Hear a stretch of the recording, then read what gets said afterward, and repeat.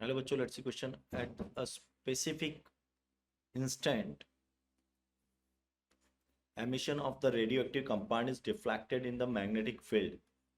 The compound can emit electrons, protons, helium-2 plus and neutrons. तो बच्चों basic concept क्या है? बेसिक कॉन्सेप्ट हो जाएगा, अगर आप की कॉन्सेप्ट लिखें यहाँ पर, हमारा की कॉन्सेप्ट जो है वो है आपका, की कॉन्सेप्ट हो गया आपका concept radiation of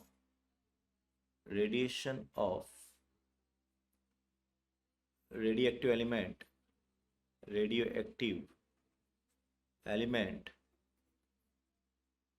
which can deflect in a magnetic field, which can deflect in magnetic field B. ठीक है, तो अब आपको ये पता होना चाहिए कि कोई भी चार्ज पार्टिकल पे फोर्स जो लगता है मैग्नेटिक फील्ड के अंदर, तो वो पार्टिकल जो होता है चार्ज्ड होना चाहिए. तो a particle can deflection when it is only charged. अगर वो चार्ज पार्टिकल है तो वो डिफ्लेक्ट हो सकता है. सो अब अगर रेडिएशन की बात करें हम, तो रेडिएशन तो हम सब जानते हैं कौन कौन से होते हैं रेडिएशन. अल्फ़ा होता है, बीटा होता है, गामा होता है. अल्फ़ा बीटा गामा रेडिएशन होते हैं.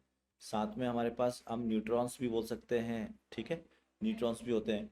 तो अल्फ़ा बीटा गामा न्यूट्रॉन ये सारे होते हैं. लेकिन अगर आप देखो तो गामा चार्जलेस है, ये डिफ्लेक्ट नहीं होगा.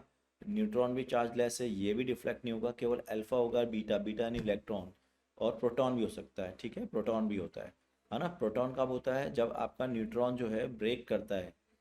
तो दिस इज 0 and 1. जब न्यूट्रॉन ब्रेक करता है प्रोटॉन के अंदर, तो साथ में क्या होता है हमारा, इलेक्ट्रॉन एमिट होता है -1 बीटा 0. ठीक है, तो कौन एमिट हो रहा है यहाँ से? बीटा पार्टिकल एमिट हो रहा है. तो हमसे बोल रहा है at a specific emission of radioactive compound is deflected in a magnetic field the compound can be. तो प्रोटॉन हो सकता है ना. 1H1 भी हो सकता है, जिसे हम बोल सकते हैं प्रोटॉन, वो भी हो सकता है. और साथ में हमारा इलेक्ट्रॉन भी हो सकता है, हीलियम यानी अल्फा पार्टिकल भी हो सकता है. तो लेकिन गामा पार्टिकल और न्यूट्रॉन नहीं होंगे. तो राइट आंसर हो जाएगा इसका 1, 2 and 3. यानी कि इसका करेक्ट आंसर हो जाएगा बच्चों अपना ए. I hope you understood it. Best of luck.